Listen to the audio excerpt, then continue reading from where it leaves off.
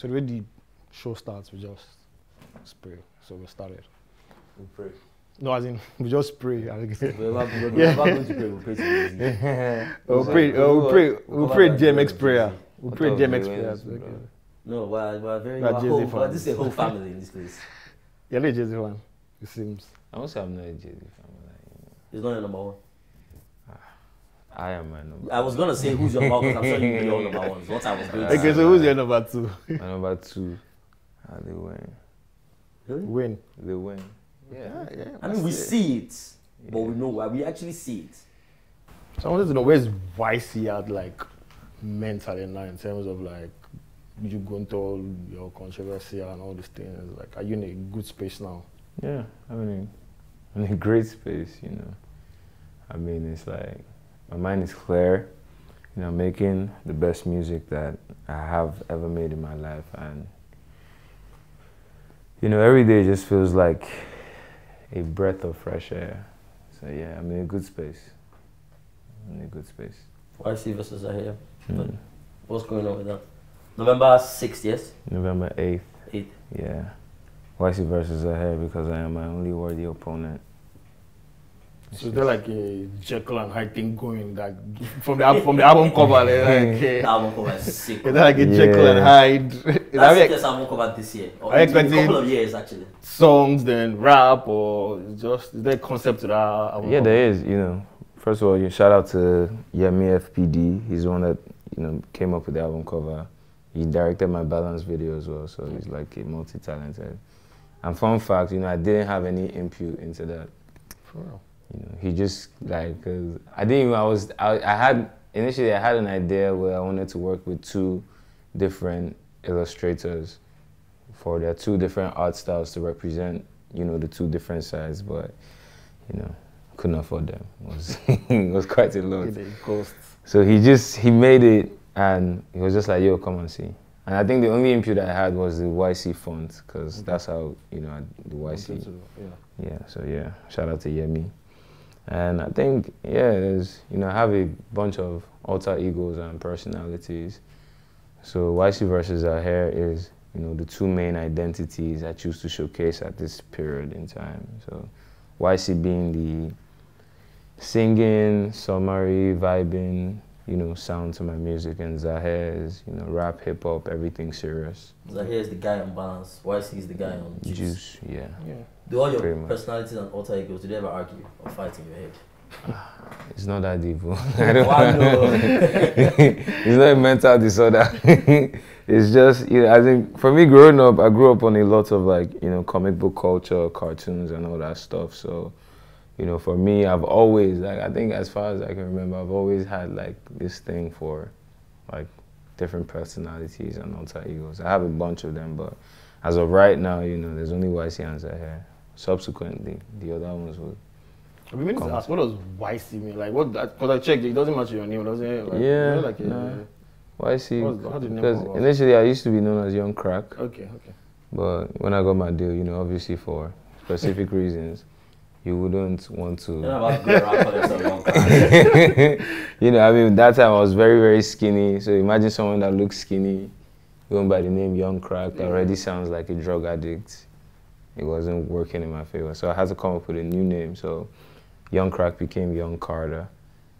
CARTR, crazy ass rapper terrorizing every other rapper. Okay. Yeah. Fun fact, I've been seeing Ycee's posters in my barbershop since like 2009, back in the hood in Festac. Yeah. So let's just go back. Let's start from like that time you're still like Ycee. That time you never even put. You didn't have two E's behind the name. You never even grow that. Just Ycee. You never grow that. Toppers of blonde dada self. So how did that come about? Yeah, how did that come about? 2012. So August 24th, 2012, I signed to Tiny Entertainment, and that's when my professional music journey pretty much started. And my first single was "Smile on Me," produced by Jay Slick. Video was directed by Ajay, and I was young at the time. I wasn't young, but I never entered world. Like, I didn't know a lot of the things I knew. Never spoiled. I never spoiled, actually. I was actually a virgin at the time. So, Have you said this anywhere before? Now people know. But when I say people don't believe me when I say it, so it's like I don't even. Sometimes I just. You just know, yeah. So like, I think for me, music was always a hobby. It was just something that came naturally to me. Like I knew how to do it. So I never really considered myself as a musician up until I got signed because, you know, I mean, growing up in Nigeria, everybody knows you want to be a lawyer, a this, a that. You know, your family already has what they want you to be. So initially, I wanted to be a footballer, but at the time when I was younger, till now I still have asthma. But so my grandparents didn't let me pursue that dream. So I was like, okay, we'll stay in school for now. And then I started writing music. So it was just writing rhymes, you know, doing remixes, freestyles and covers. Then I started writing my own music, creating my own songs. And when I got signed, everything now became real. I was like, okay, you know, you now have a manager, you have interviews, studio, this, that. First video shoot I did, it was very, very unreal because I didn't have any vibe. I was still a very, very shy person.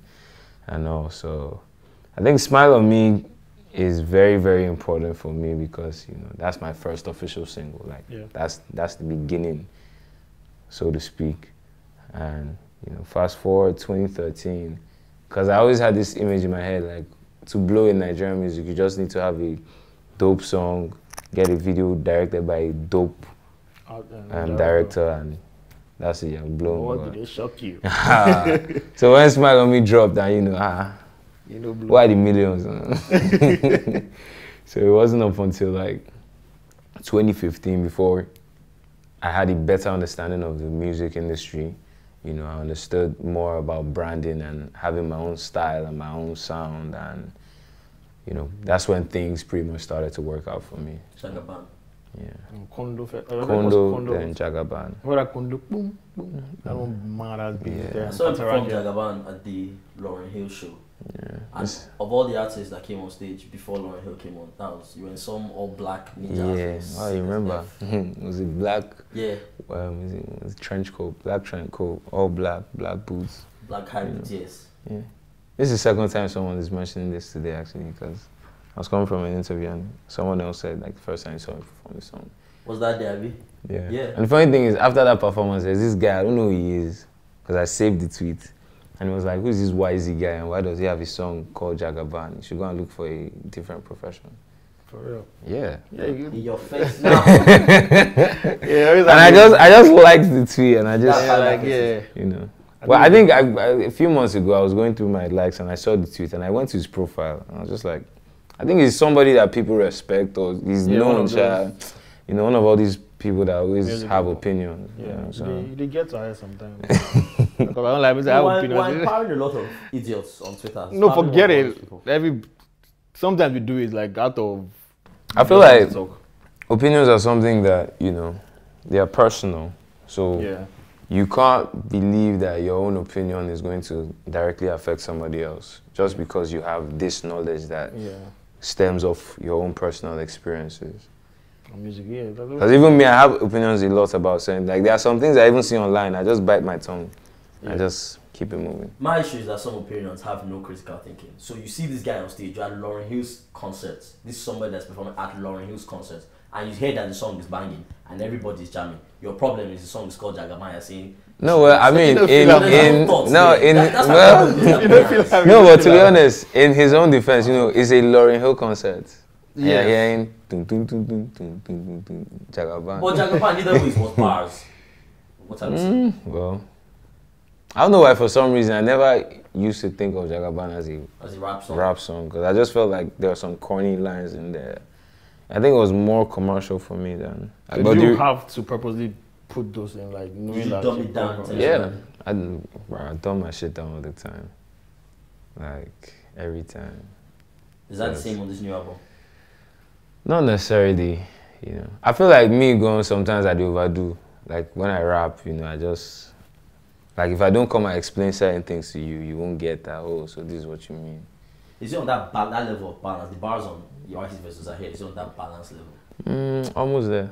That's fine for us then. Yeah, almost there. You know, the balance level was on this, there's a dedicated project for that kind of stuff. Was there any problem with this whole label situation, all of that? I don't know how deep we're going to go into that, but how much of that can you tell us? You by yourself. I think as much as, you know, it's already public knowledge, you know, everything wasn't really as it seemed, but shit happens, I guess, you know. So like, is there something like, because not to play devil's advocate, but to play devil's advocate. You want to play devil's advocate? Like some people will say you saw the contract and you signed it. Like, is there a way like you can advise maybe like, I don't know. You know, the funny thing about this whole artist contract, entertainment lawyer, blah blah. I didn't sign a bad contract. The terms in my contract were not, you know, my contract was breached. So it's not a situation, because even when I came public with some of the stuff I came out to say, a lot of people are like, oh, you know, artists need, like, imagine people that even in their offices, when they won't pay them for 3 months, are still coming to talk about how artists are always making wrong decisions in contracts and everything. So it's like, it's not, most of the time, it's not even a contract situation, because when you're in a position where your contract says that you should be getting this and this and this, and you are not getting that, so is it the dumb contract that, you know, it's not, most time, like, people need to stop being intentionally ignorant, because it's like, it's always easier to say, you know, oh, artists are dumb, they don't get people to sign, whatever, whatever. Initially, man, at some point when I was even signed, the label was even exceeding what was in the contract. Like, they were, you know, shooting videos and promoting even before money was coming back in. So, contract or no contract, you know, it wasn't about that. It was about, you know, situations where what was supposed to be done wasn't being done, and, you know, I couldn't continue in that. But again, from the question he has, can you actually educate? Is there, if I was a new artist and now I've been offered some deal or some contract, what are those things that we need to know to not do or to do? Because now you now have a very big voice on Twitter. You have an army behind you. When Ycee says something now, people are rallying behind it. So now, can you educate? First things first, you know, I think initially I fell victim to this. It's like, when you get signed, you feel like the person that's signing you is doing you a favor. And a lot of people not in the entertainment industry share that same sentiment, because you see people saying, oh, I've taken this artist and I've invested this amount on this artist, and one day the artist could tell me, say, no, do it again, all those kind of things. But, you know, at the same time, you know, you're bringing your finances and whatever into the picture. I'm bringing my life. Yeah, fair. You know, I'm giving you content, because it's not like, oh, you have money, you're going to upload your money to YouTube or put your money on Spotify. Nah, it's the content at the end of the day. So I feel like both sides need to understand we are meeting in the middle, because, you know, I don't think there's any amounts that you want to put that is higher than, you know, human resource, so to speak. You know, I know the sacrifices I personally had to make in order to make sure that I was able to be present at whatever studio session I had to be at, whatever performance, or, you know, compromises I had to make on my own side. You know, I understand the label has also invested, but artists need to know that, yo, it's a two-way thing. I'm bringing, you're bringing. You know, I'm giving you content to go and distribute and manipulate, and however you choose to, you know, make the best use of it. Because you find out that there are scenarios where you've given this content to the label, they haven't maximized the content. And then the label is like, oh, we haven't made our money back, it is the artist's fault. So trust me, like, there are many scenarios, there are many people. It's just me that came out to talk. And the reason why most artists, I didn't want to come out to talk, because, you know, I didn't want people to trivialize my own situation, in the sense that, oh, all these artists don't come again, you know. But I knew that my own people was not even about, say, I didn't know what I signed or anything, you know. It was it's deeper than that. So that's why, like, when I left the label last year, I was quiet up until like a few months ago, like over a year. Yeah. So like, people, I don't know why people can't even just sit down and just think, say, why this guy not talk that time? Why they talk now? So like, for me, that situation was, like, even when I eventually came out to speak, like, it was so annoying, because like 2 days later I was in 57, and everybody that was seeing me was like a pity party. Oh, Ycee, man, I'm proud of you, man, bro, you're so strong, and I hate that shit. Like, you know, I don't need your pity, you know. So yeah, I mean, artists need to know that, They're not doing me a favor. yeah, it is a business. Like, it should always be treated like business. If something is going wrong, speak. Because me, say, my own case that time, like, well, there were situations where me, I won't even talk. And it would be as if because I didn't talk, that's why certain things were happening. So you have to be very vocal. You have to be very involved in your career. You know, you won't just say, oh, because this person is putting money, this person has the final say and makes the final decisions. And I know a lot of people feel that way because, yeah, I'm the one putting money. I'm the one that knows where it hurts in my pocket. But at the same time, you know, it's just, man, to be honest, in this day and age, I tell people that, don't look for a record deal, man. Because I feel like currently there are a lot more tools that are available to, you know, like make an independent artist successful. You know, I signed in 2012. This was like when, bro, some people were not even on Twitter. Some people didn't even know about social media. So there were a lot of things that there's streaming now. You know, there's Apple Music, there's Spotify, all this stuff that is, you know, well known and well utilized in Nigeria. Not even about elsewhere, but like in Nigeria, as opposed to say 7, you know, 8 years ago. So I feel like before you even try and, you know, look for that deal, try and do more for yourself because you will even appreciate it more. My own case, like I just come off an underground mixtape, like I was just recording. I hadn't even done that many studio sessions, and off that mixtape I got a record deal. So in a way I didn't even get to struggle my own struggle, so to speak. So in some way, somehow, you know, the label sort of felt like they made me, you know, but I don't know. Okay, so we're saying how from underground mixtape is where you got signed to Live. Yeah. So I'm sure there's a story there. How did that happen? So basically 2010, 2011, my older brother, Beast by Karma, started learning production. And let me guess, Fruity Loops. Yeah. And, you know, we couldn't afford studio sessions at the time, so we just used to record in our bedroom, in our flat. So we'll close the louvers, close the door. Like, it wasn't sliding window, louvers 1-1. Shut everything, stuff the door, and just record off a Skype headphone with a mic on it. And yeah, pretty much I was doing that, you know. That was how I was building my rap skill. And I think by 2012, I was able to put out a mixtape off of recording in the bedroom, the Remix Killer mixtape. And it was, I think, about eight, you know, covers. Can we still find it now? Can we listen to it? Yeah, yeah. It's on Hawkshare. Oh shit! Hey, well, we don't try for this. Hawkshare still there. It's still. Yeah, I said it. Sometimes I just randomly go there and well, this is a day. So people are not so far from music, I swear. I always tell kids, do you know what we used to do? You know how we used to Hawkshare, For Shared, Reverb Nation, yeah. All those P's. LimeWire, La Di Baba. LimeWire was our first torrent this thing. Yeah. So like, you know, so yeah, I put out the mixtape, you know, it blew in our small area there. So one of the guys I went to secondary school with, Where'd you go secondary school? Nigerian Navy, Ojo, had this brother that was setting up an entertainment outfit, and he just like, I have this friend that sings, and you know, he played it for him and he liked it, and that was how I met Tiny, you know.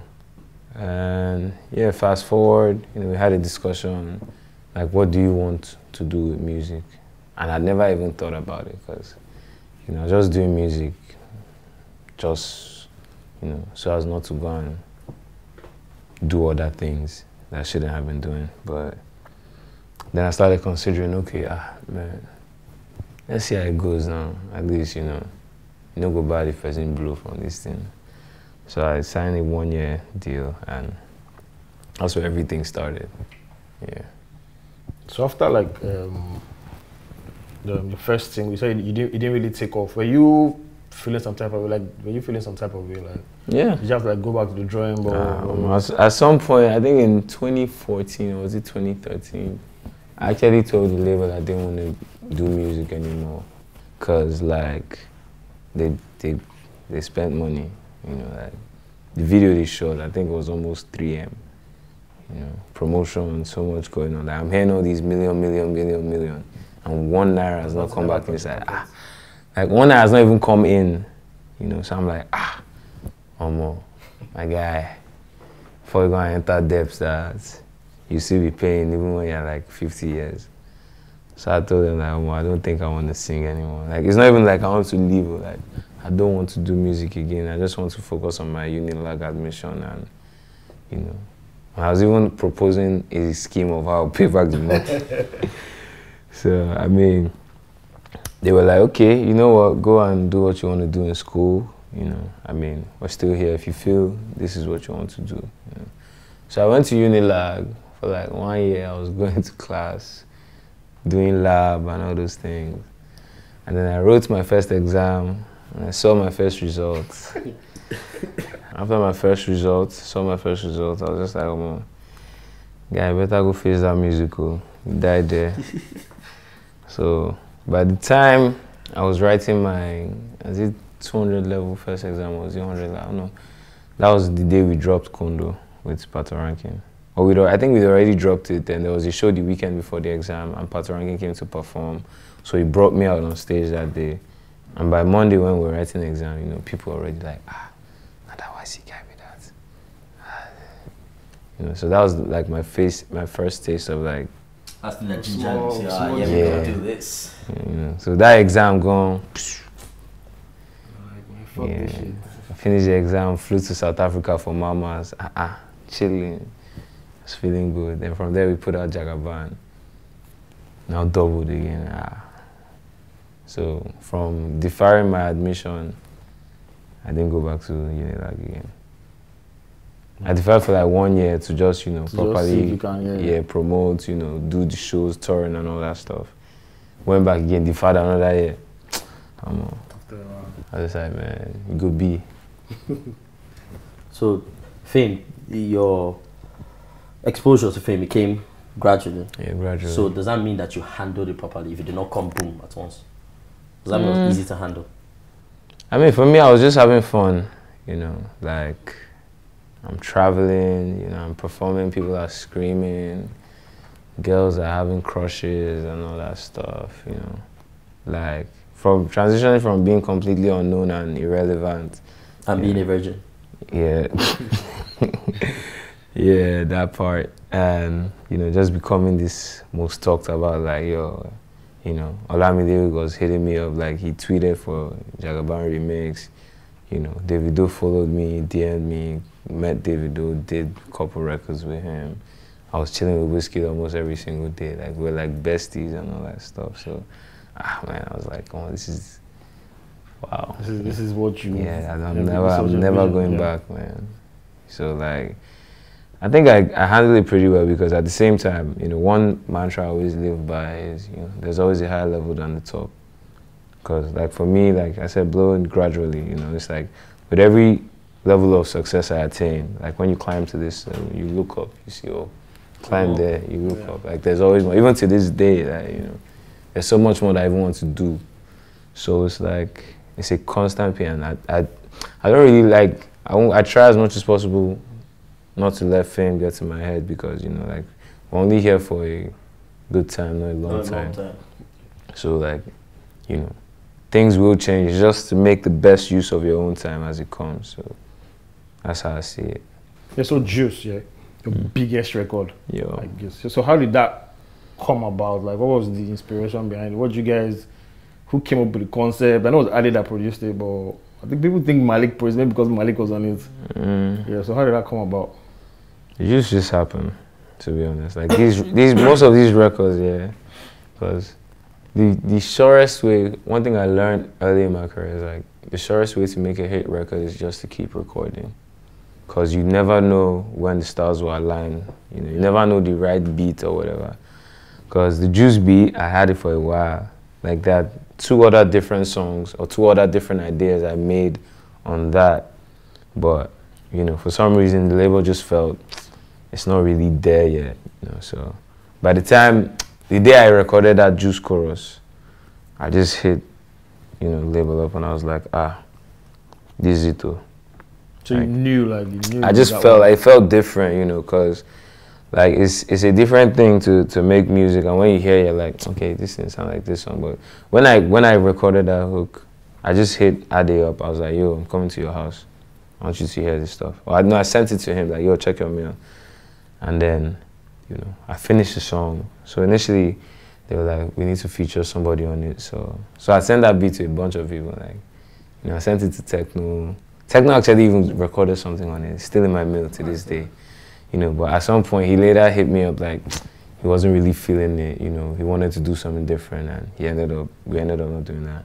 I sent it to Ycee, but at the time Ycee was on tour and he didn't even get to, you know, get to the studio. So I sent it to Malik, and Malik, you know, he got on it, recorded and sent it back. So I took out my second verse and put Malik there. And I think initially, because I had that song in 2016. This was actually, before, it was ready long before it came out. So I was hoping to drop it, you know. And sometimes I look back, I feel like if I dropped Juice in 2016 and it had blown, I would have actually won that Next Rated award. Oh, damn. But I think everything happens for a reason. But it dropped in, it dropped in 2017, and even like I think in the last 2-3 months, you know, it's gone from 41 million views to like 46 million views on YouTube. And you're not seeing like anything from it. Nah. Because the last time I checked, I randomly checked all those YouTube money converters. That's just like maybe 50 M. Mind you that Juice was not just a big song. Juice was also a movement that affected attitude. So people used to call this culture too much juice, too much sauce. God damn, man, you're not saying sparked nothing. a whole wave of dance and... You know, I feel like everything just happens for a reason, you know. Eventually, what is yours will come back to you. So do we keep supporting Juice? Do we keep playing Juice? Let's say we want to support you now. Or do we keep streaming your old album? Wow. Does the money come? Does the money come to you? Or do you just say, fuck your old shit, let's concentrate on your new album? Nah, I feel like, you know, at the end of the day, it still does more for me because, you know, you might get the money, but you can't get the feeling. You know, like, say last weekend I was at the O2 performing in front of like 20,000 people. You know, so it's like, in my head, I'm like, man, maybe that money wasn't for me. True that. You know, so like, I mean, I've been able to do pretty well for myself, even without getting the streams off of that, even though it's quite a large amount of money. But like I said, what is yours will still come to you eventually at the end of the day. So keep streaming so that when the money comes, it will be... Yeah, the percentage go up. Yeah. We heard the rumor sometime last week or last 2 weeks that the songs were being leaked off. Yeah. That happened. Yeah. So they were intentionally leaking songs from your album. I mean, you know, according to them, they say it's their content because it was made while I was signed on them, but like... So those records are not on Ycee Vs Zaheer? Yeah. You know, but like that's you know, the funny thing about that scenario was like, you know, most of what they were putting out was like, say, okay, I'm in the studio today and I've done this, you know, rough draft and I've sent it like, yo, this is what we did today. And it's not like, these are like what they like. Imagine a song called Bassline, and then the version that you put out, there's no actual bass line playing on it. Yeah. So that's how unfinished the material is. So we shouldn't worry about that. Nah, I'm not even, because like it's like obviously whatever you hear that leaked is not the version that's gonna be on the album. So, you know, it's like. How do your family and friends take not finishing school, just going away? Initially, you know, my mom wasn't too happy about it, but I think my mom has a creative background because, you know, she sews and she's into like creative arts. So she sort of let me and my brother do what we wanted to do when we said we wanted to do music, because she knew how she felt when her own parents didn't let her, you know, chase that creative art dream. But at the same time, you know, she always makes me understand that education is very important. And, you know, me personally, I feel like I've received enough education from life, you know, because like I tell people all the time, like, man, same way music is not for everybody. School and, you know, degrees and all that stuff is not for everybody. Because like for me, man, I don't know, like, I'm not an oludo, but I don't pass exams. You know, like, even when I was in secondary school, like I used to be brilliant in primary school, but I feel like everybody was brilliant in primary school. I wasn't. No, not that my Oludo started from small. Might get no promotion, but secondary school. You know, this guy secondary school. I finished primary school on scholarship. I repeated in secondary school, so it was like a full 360. Because I just felt like, you know, sitting in the class is not what I want to be. Like, you know, what I want to learn. Like I'm learning about chemistry and physics and pendulum and all these things that And I'm to be not. honest, you're right. Like you have to say they learn cockroach, they learn typewriter. You know, yeah, like shorthand yeah, and those all things those did things. now. Oh my God, shorthand has died out. Like, Yes, I think it for does. me personally, any knowledge I don't utilize is wasted for me. Yeah. So like, I just felt like, man, education-wise, initially I was always telling them I'll go back, but you know, truth be told, man, I don't know, man. So no regrets. You don't regret nothing. Nah, I try to live a, you know, regret-free life because, you know, at the same time, I feel like everything happens for a reason. You have to go through certain bad experiences to. November 8th, Ycee Vs Zaheer. What should Zaheer. we expect from the album? Expect versatility, diversity, you know, jams, to be honest. And I think the best thing about this album for me is like, you know, the sounds on it are not, it's not what you would expect, you know, because I know this current climate of Nigerian music, there's like a template, so to say, yeah, you know, exactly, you know, there's like a certain BPM or, or a certain vibe that a lot of artists are making. And, you know, I think one of the reasons why I feel like I will have one of the best albums this year is the fact that it's not just one sound. You know, so there's the rapping and there's the singing. That alone for me has already been like, okay, at least if I don't like one, and I must like the other one. So, you know, yeah, expect that. And yeah, I mean, I really can't wait to just let all that music go so that I can move on to the next, because that's the funny thing about releasing music is that the music that I'm releasing now is not where you're currently at. So that's why creatives are always. Yeah. So right now, I'm already in like 2021. So I'm just waiting for you guys to meet me there. To catch up here. Yeah. On to other matters. So, like I said, you have this power now on Twitter. Do I? Yes. Yes. Because there's a day that they just crowned you good. Yeah, because now the girls that before then Ycee is not that guy that women. Although Ycee come and take me, come and present me.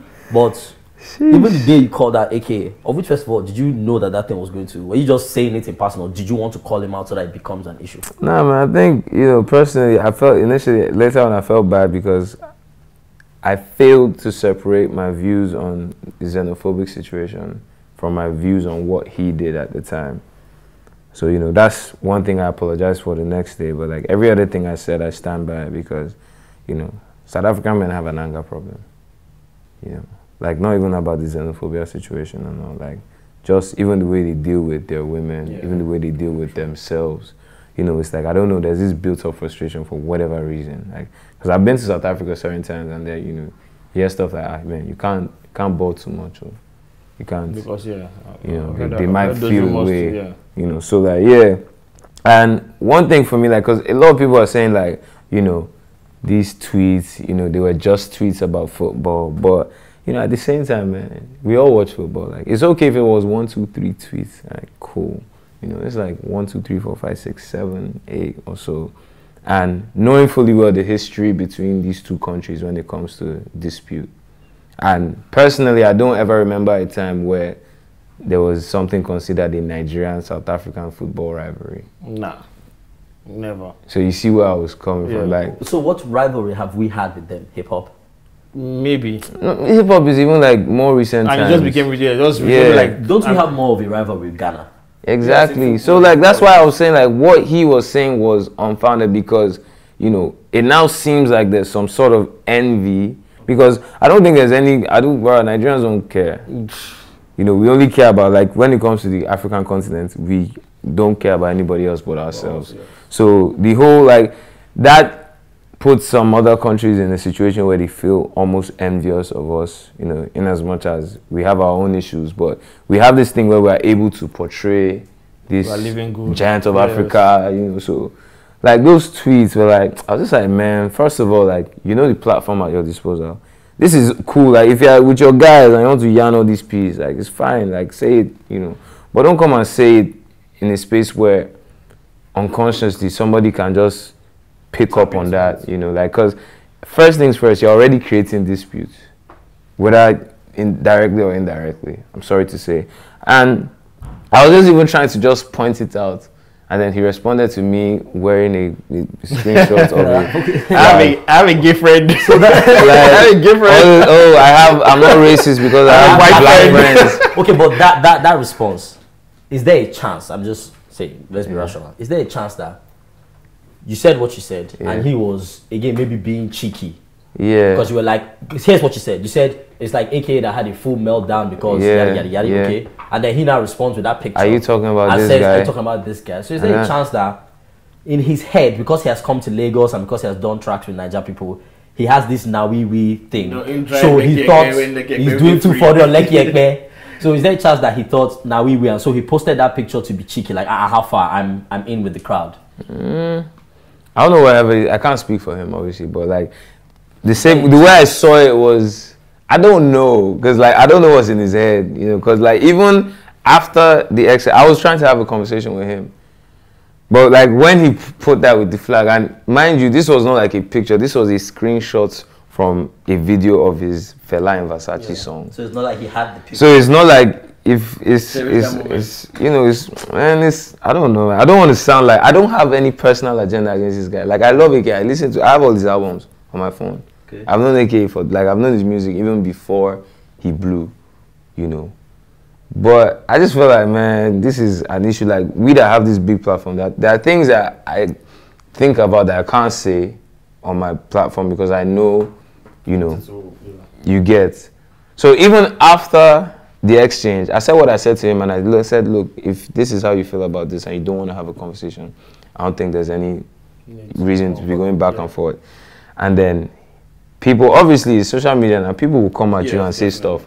He was intentionally retweeting the negative tweets he was getting onto his timeline.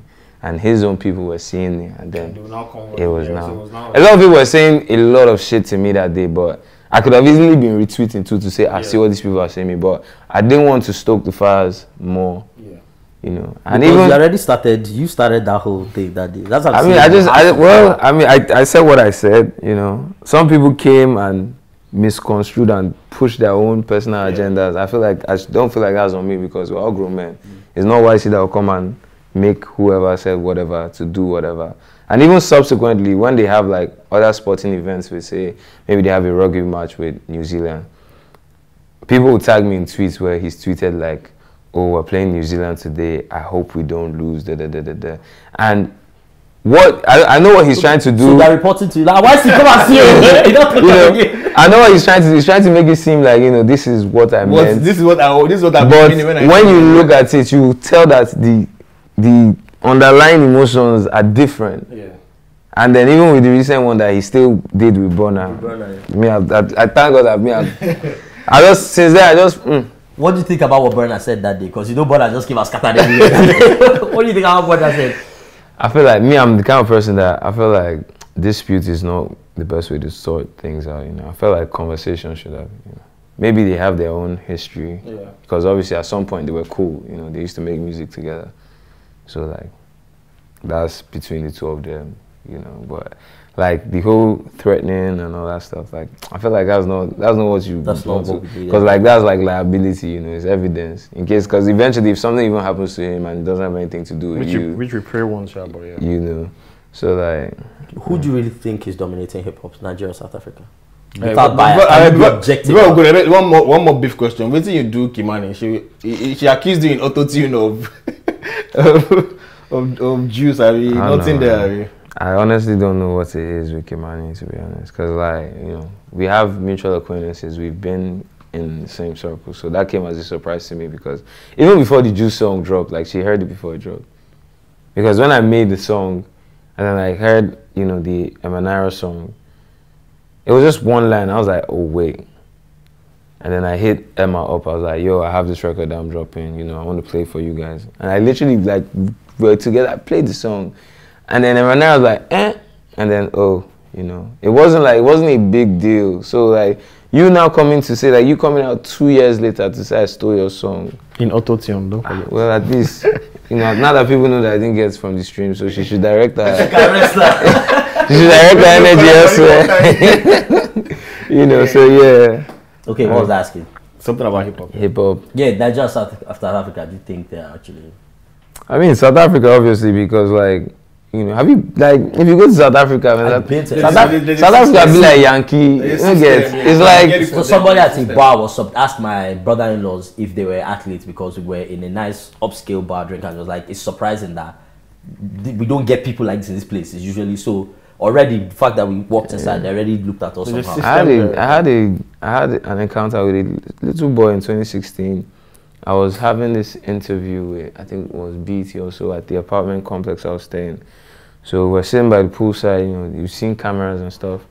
And then you're telling the boy to come and take pictures with me. Like, yo, he's a singer from Nigeria. And the little boy said to me, oh, he's not even a rapper. You know, so it's like, the environment is already accommodating hip hop. You know, like they have sneaker heads, they have because, and that's one thing about hip hop that I feel like that's why it's hard to thrive in Nigeria, because hip hop, a percentage of, you know, the growth of the culture is the music.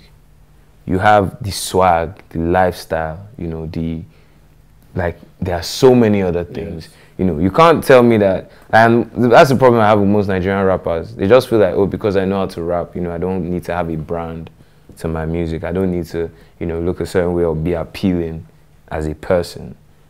But, like, bro, most of the, like, you see Lil Wayne, Jay-Z, like, bro, everybody has, like, it is swag. Hip hop, first things first, before you even hear, it is the swag. Like, you know, you have to look the part, man. And, you know, yeah, and even, like, there's so many other things. Even the fan base, they're not even ready. Because I think a few days ago, Boogie was having a conversation talking about how, you know, somebody was saying that he should put his music out for free. Yeah, for free. I saw that tweet. And even people in the comments were saying, well, at least, you know, do. And it's like, how do we eat? How do you shoot videos? You know, it's a long-ass conversation. Like, everybody thinks it's only cool. And that's why I hate this whole narrative of beef and this is making the industry interesting, because there's no industry. People that should be working together and collaborating are now beefing each other. So it's not like when you now even look at the grand scheme of things, like, what are you even beefing for? Okay, if you win this, what do you get out of it? It's not like these people are going to even still stream your album. They'll still wait to get it on exclusive from Nigeria.com. So it's like if there's no money, like, at the end, let's know the life for ourselves. You know, let's be real. Cause like I won't lie, man. If it's not for these songs I was singing, I won't have any money in my pocket. You know, because that's what they booked me to come and perform. They're not booking you to come and drop balance. Nah, man. Maybe in between the set, too, but at the end of the day. Yes, for your core fans, but that's not what makes the money. You know, so like, until the fans themselves are ready, until the artists themselves are also ready to be serious with it and say, okay, it's not that you come and say, oh, this is what I'm doing for hip hop. And I hate that. I hate that. Like, are you guys seeing what I'm doing for? Like, nah, first of all, anything any artist is doing, you're doing for yourself. If you're doing it for the culture, bro, you like, and that's, man, let me not talk. No, talk. You go talk out. Talk. Because it's like, you know, how many people are actually shooting proper music videos for their rap songs? You know, not viral video that you just go and shoot with one camera. Like, you know, you pay a director to come up with a script, you know, you shoot a hip hop, like, the same way you shoot for your commercial single. Shoot that kind of video for your hip hop single and see the difference. You know, take the craft as seriously as you would take any other song. That's the only time that I feel anybody should come out and say, this is what I'm doing for. There are only a few people that can come out. Because when other people are seeing that, oh man, this person dropped this rap song, and look at the video he did for it. Bro, people will want to step up, like, because they know that if I'm not doing this, man, I won't get to this level. You know. So like, it's not a scenario of where you just sit down in your house and just say, oh, I've dropped the rap song, or if you people like, listen to it. If people like, don't listen to it. When you've not shot the video, you've not promoted. Like, no, bro, you have to put money inside, to be honest. And that's another thing. Like, there has to be. If there's no money inside, it won't grow.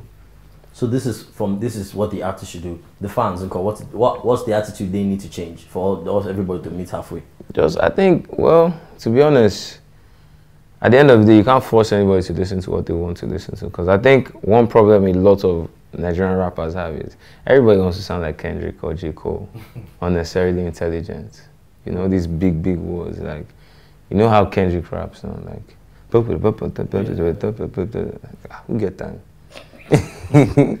You know, it's a business. You have to make it appealing. Like, okay, when Nigeria we dey, find a way. Even the fact, I think the fact that a lot of people feel like, because Nigerian rap fans listen to the Kendricks and the so we feel J. like Coles all our and the answers have to be Migos like that. Yeah. But I feel like, man, you know, even if it's a put before, I used to sound like, I used to do that, you know, until when we put out Condo, a lot of people thought I was from New York, or, you know, who's this just got back.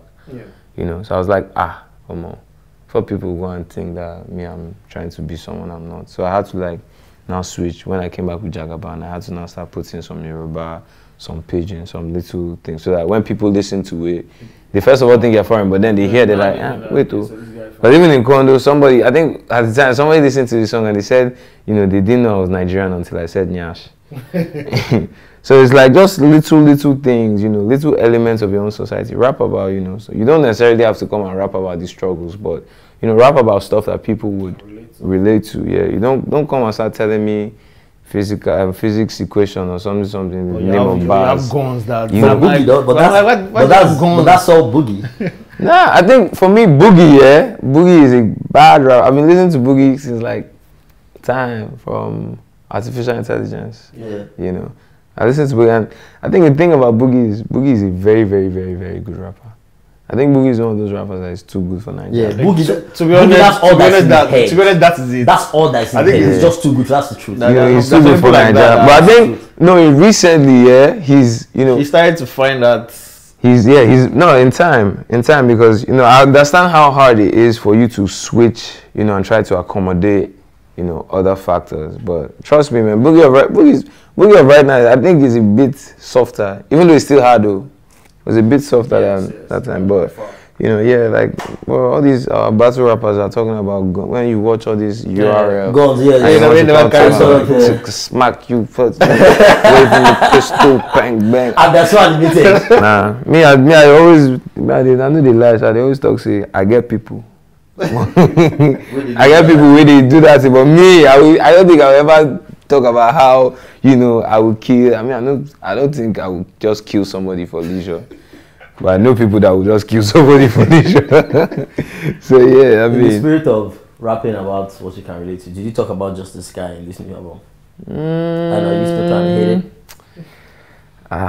it. To be honest, because we're all invested in that thing. All of us go.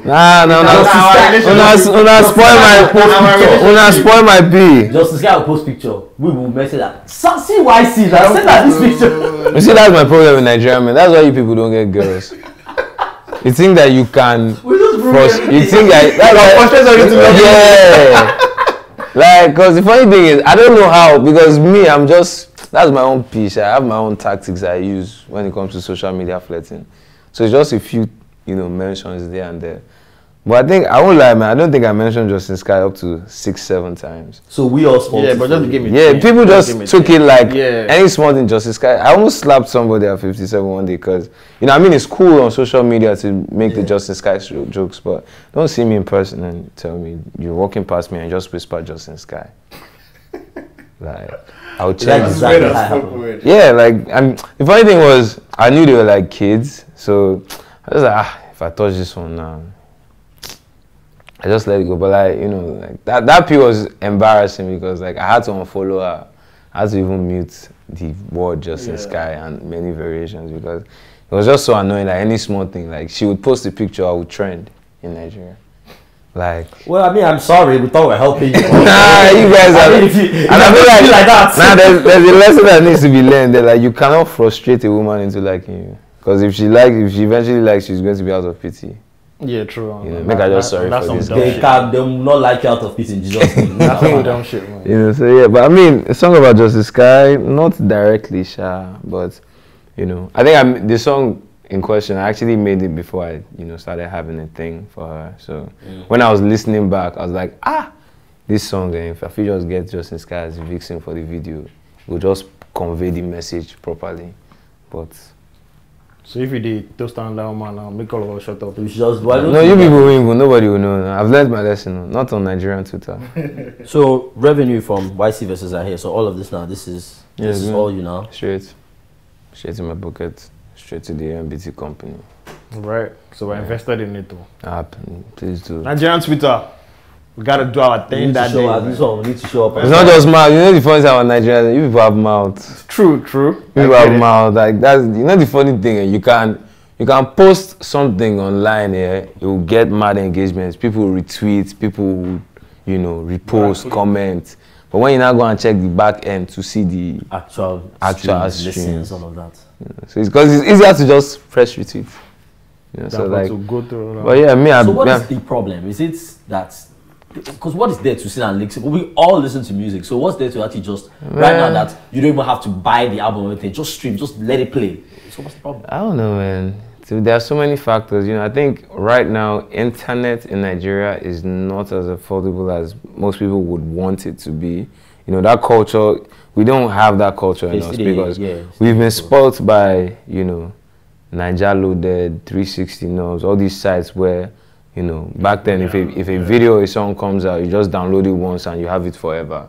As opposed to like anywhere else in the world where if you want to listen to a song, you have to go on the whatever streaming platform and, you know, stream it. So every time you want to listen to it, you know, it's like you are putting something in the artist's pocket. So we come from an owning the file. Yeah. Kind of space. So I feel like, you know, we still have a long way to go. I feel like, man, if Nigeria better, it will reflect everywhere because you have people that are just thinking like, sometimes I feel like some people that even like your music, your own fans, they go the bad belly you because they feel like, this guy go come blow now, he go get money. And myself, I never even chop today. I'm the exact opposite. I want to pay. I want my money to enter your pocket. Like maybe if you stream an album, you're taking like 1 gig out of your data or so. Yeah. I actually want to put my money in your pocket, which is so. Yeah, that's you, but like you have to understand that there are several other million people. Okay, if y'all want to be weird like that. Thank you for coming on the show, Mr. November 8th. November 8th. Ycee Vs Zaheer. And that's the whole truth.